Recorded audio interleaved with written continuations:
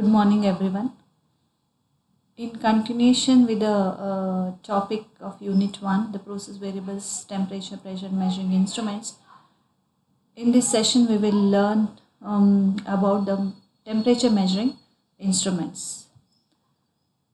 So, in the previous session, we have learned what is instrumentation, what is a measurement, what are the types of instruments, and their classification based on different methods,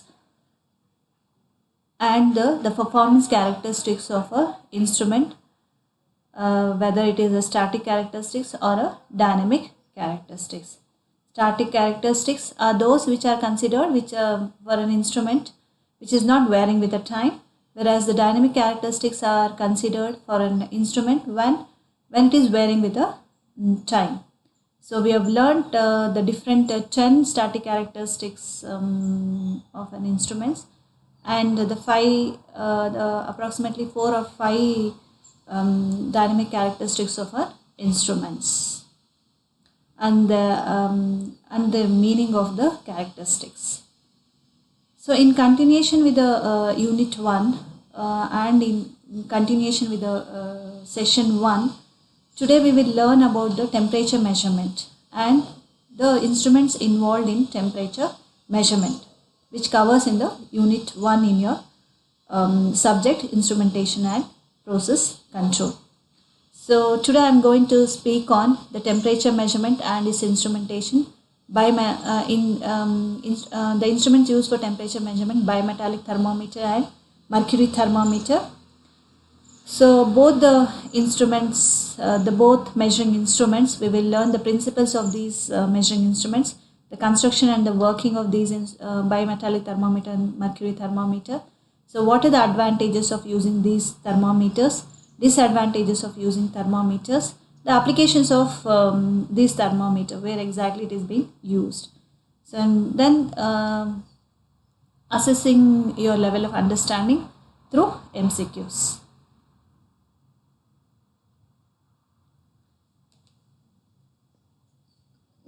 What is temperature, by the way?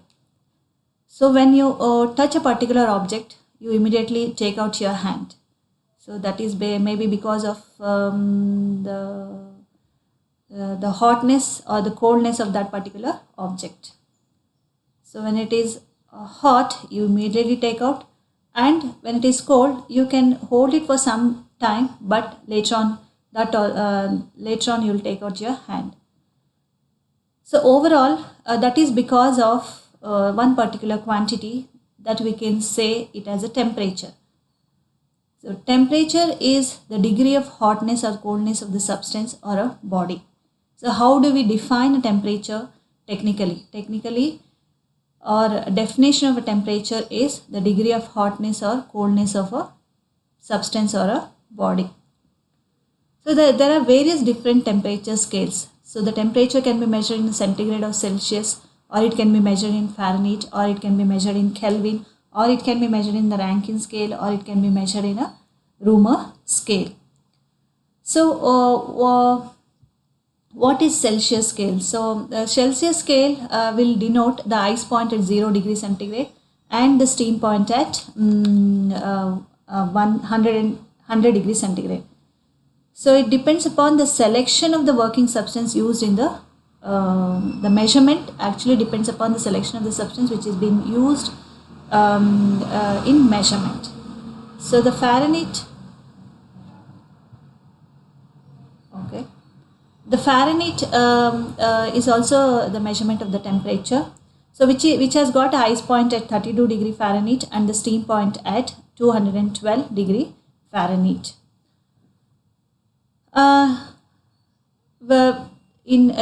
If any temperature which is been given in a degree Celsius or it is been given in a degree Fahrenheit, there is a formula for conversion from degree Fahrenheit to degree Celsius.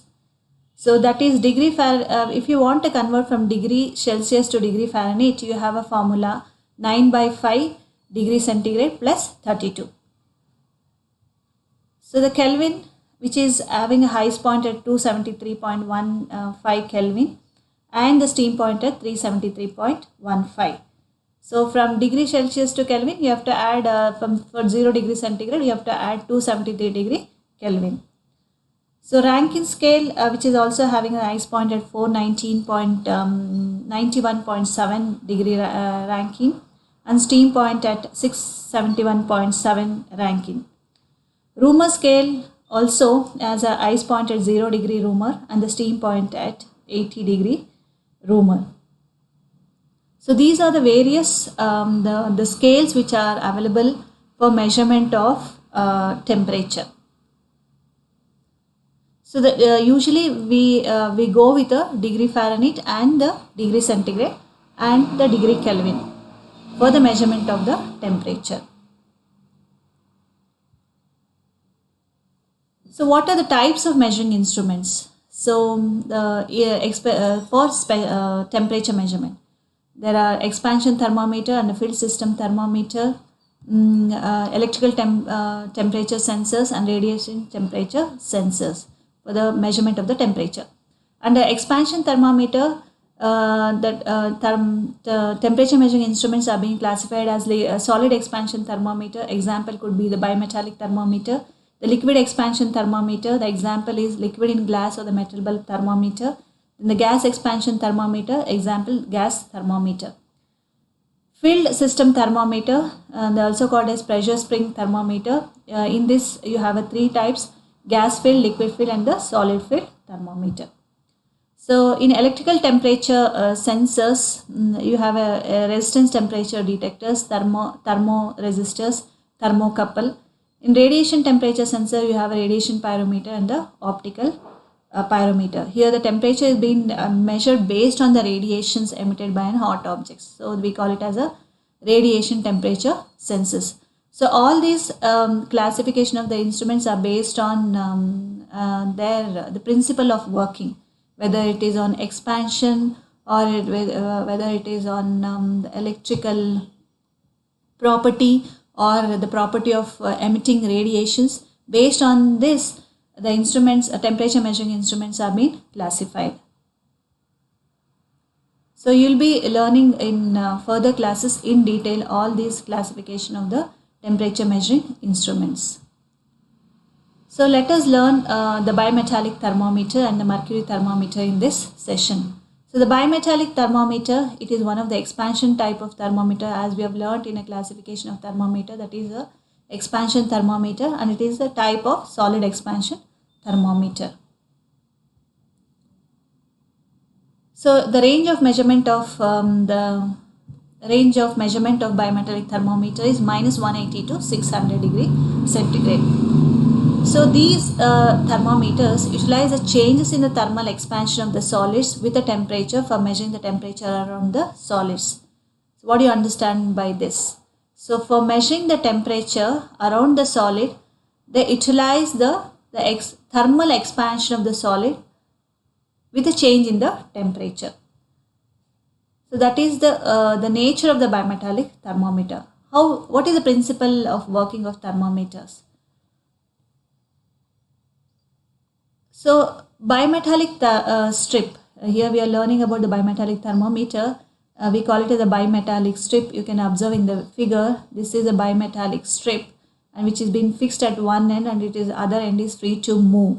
You can see the free end. After movement, after deflection, with a variation in the temperature, it is being deflected. This we call it as a free end deflection.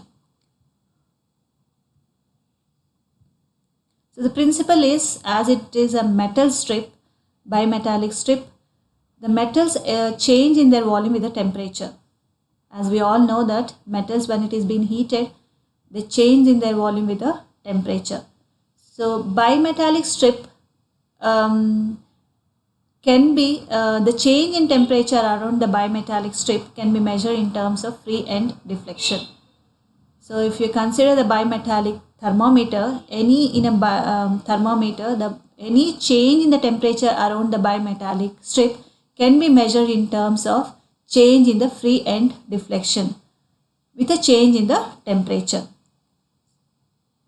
The construction part, if you know what exactly it is being made up of, how exactly it looks, it consists of two metal strips welded together to form a solid two metal strip, which is having the two different thermal coefficient of expansion. Two different thermal coefficient of expansion with a increase or decrease in temperature. The expansion is the coefficient of expansion is different of two different metals. You can see here two different metallic strips which is having the two different thermal coefficient of expansion are being welded together and is being fixed at one end in the form of a cantilever. Then the other end is being free to move. So this free end is being connected to the pointer. So this we can say it as an indicating type of measuring instrument which is being connected to the pointer. So this is a bimetallic strip fixed at one end. So similarly it can be of the spiral also. The strip can be in the form of the spiral form, which is also fixed at fixed at one end. Then the other end is being fixed to the pointer. You can see the pointer here, the spiral bimetallic strip. The free floating spindle we call it as, which is being connected to the pointer which moves on the calibrated scale, which is calibrated in terms of the temperature. So here also two strips which is of high expansion metal and it is low expansion metal. Here also high expansion metal and the low expansion metal. Two different metals having the two different coefficient of thermal expansion. Similar as you can see in a spiral bimetal strip thermometer, here also the end of the bimetallic strip is being connected to the pointer. So working, if you see the two metals which is having the two different coefficient of thermal expansion, the metal having the high thermal coefficient will expand more in length than the metal having the relatively low coefficient of thermal expansion. As the temperature around the strip increases, the strip bends towards the metal having the low thermal expansion coefficient. The free end of the strip gets deflected and this free end deflection is nearly proportional to change in temperature. As the temperature around the strip increase or decrease,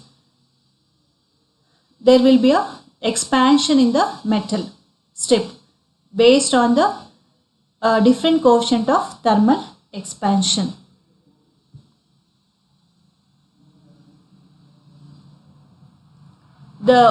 After the change in the temperature, as the strip gets deflected, this free end deflection is nearly proportional to change in temperature. So the deflection is directly proportional to change in temperature, we can say. This free end deflection is directly proportional to the square of the length of the strip. This you have to observe here. So after deflection, it is directly in order to have an idea how much it can deflect. It is directly proportional to, by understanding this you can have an idea like it is directly proportional to square of the length of the strip and inversely proportional to the thickness of the metal. This free end deflection has been, we have already learned in a construction that it is coupled to the pointer that moves on the scale calibrated in terms of temperature. Similarly, in the spiral bimetal element, increase in temperature around the spiral coil, it gets tightened or wound. This causes the movement of the pointer connected to the free end to measure the temperature. Here you can see with the increase or decrease in the temperature around the bimetallic strip, the spiral bimetallic strip will be, with the increase in the temperature, it will be tightened or wounded. So with a change in the shape of the spiral bimetal strip causes the change in the movement of the pointer. So as the change in the movement of the pointer, this shows it moves on the calibrated scale, thus the temperature of the substance.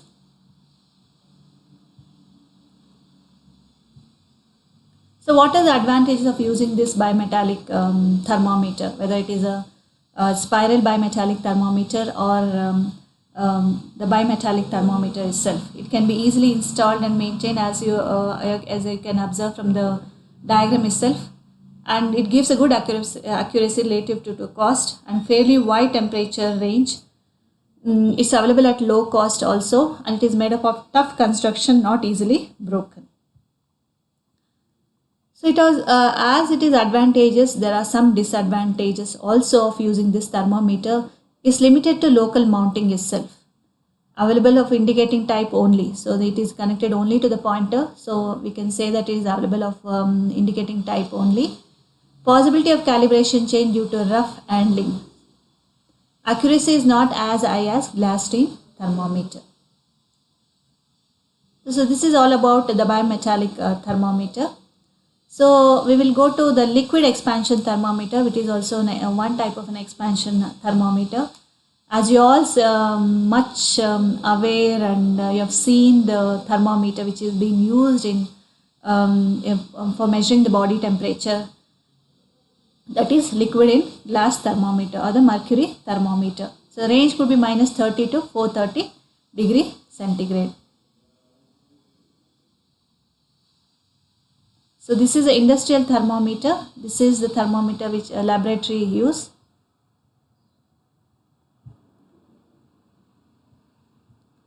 All liquids, the principle behind this mercury thermometer is, as we know that it consists of the mercury, it is of liquid form. All liquids expand with a rise in temperature.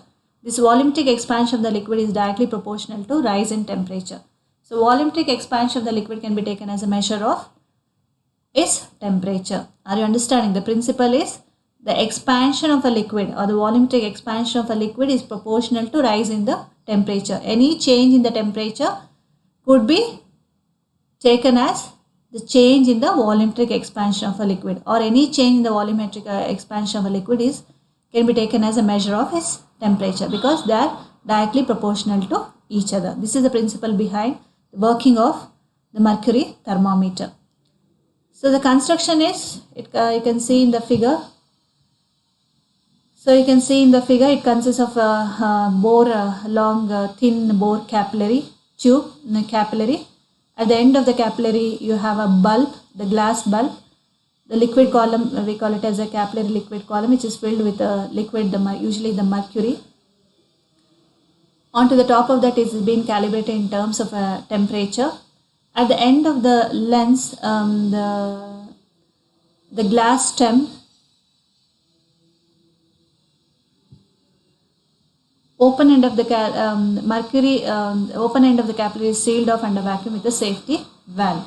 The front end of the glass stem is lens shaped as shown above in the figure, so as to magnify the small diameter mercury column inside the capillary. The front end of the you should observe this.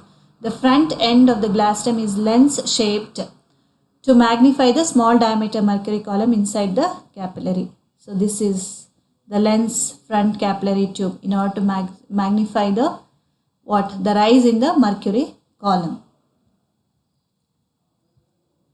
The open end of the capillary is sealed off under vacuum with a safety valve. Open end is being sealed.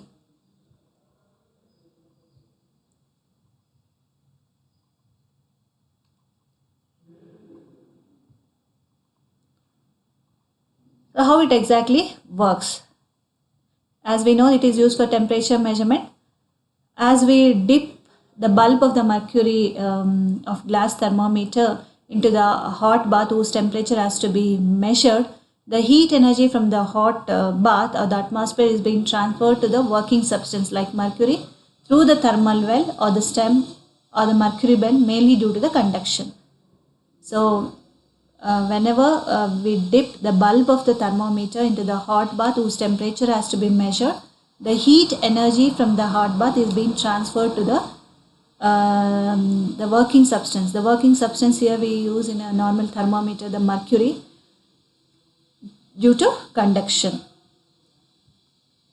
So the mercury, after conduction, the mercury expands.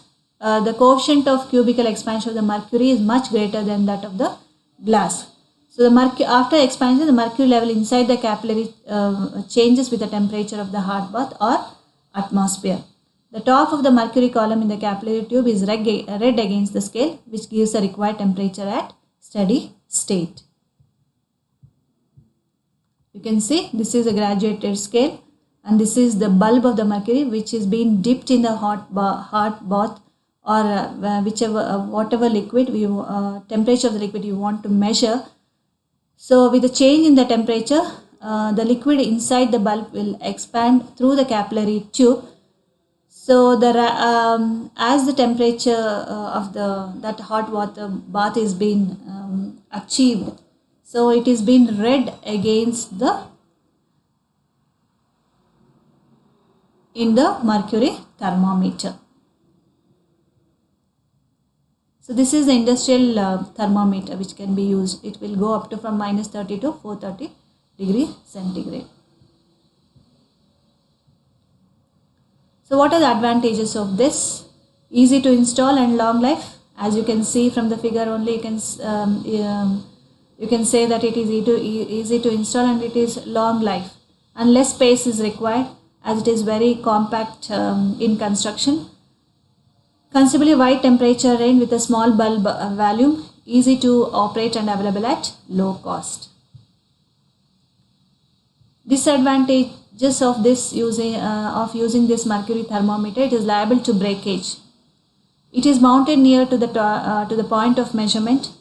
Non-adaptability to recording or automatic control system, and the thermometer scale is not exactly linear. So where exactly it can be used? It can be used in open tanks containing liquids for measurement of the temperature, used in reactors and steam lines also. It can also be used in air ducts and molten metal baths in order to measure the temperature, and it can also be used to measure the ambient air temperature. So these are the applications.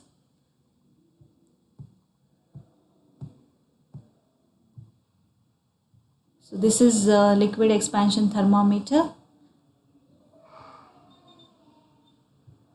So by understanding the construction working of the bimetallic thermometer and the liquid expansion thermometer, that is the mercury thermometer, let us solve some of the multiple choice questions. Now, mercury thermometer is which type of an expansion thermometer? Whether it is solid, liquid, gaseous, or none of the above.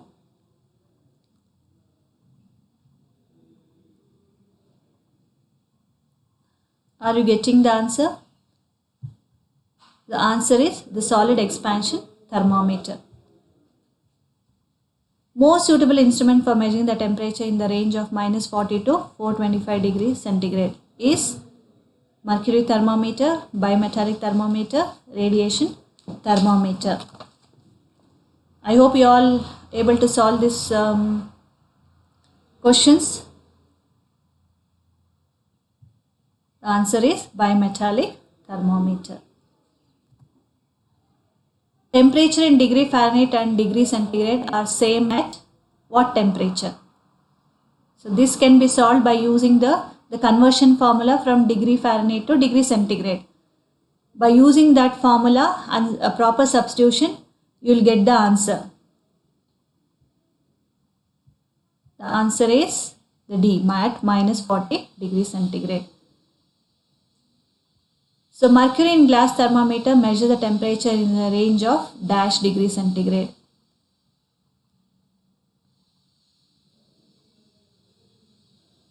I hope you are getting the answer for this. The answer is at -30 to 350 degrees centigrade. The range is -30 to 350 degree centigrade. Temperature of degree Fahrenheit and degree Kelvin are same at what temperature? So this also can be solved by using the conversion formula from degree Fahrenheit to degree centigrade, and again from degree centigrade to degree Kelvin.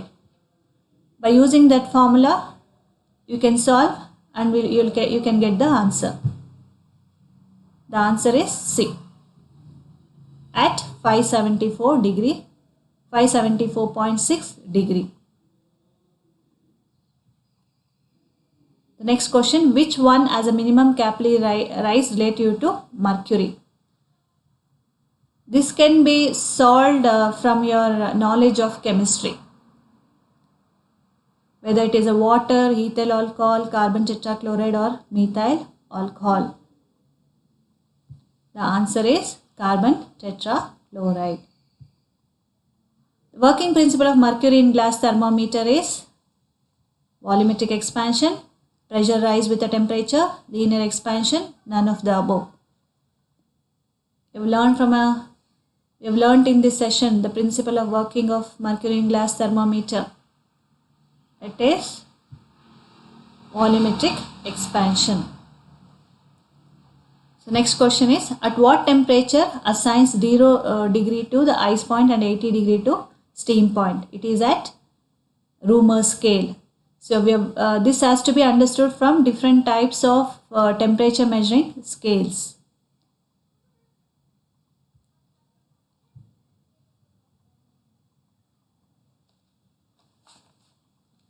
I hope this session helps you and it can contribute to your understanding. For better understanding, you have to go through the study material which is available of this session, and you can refer the books also.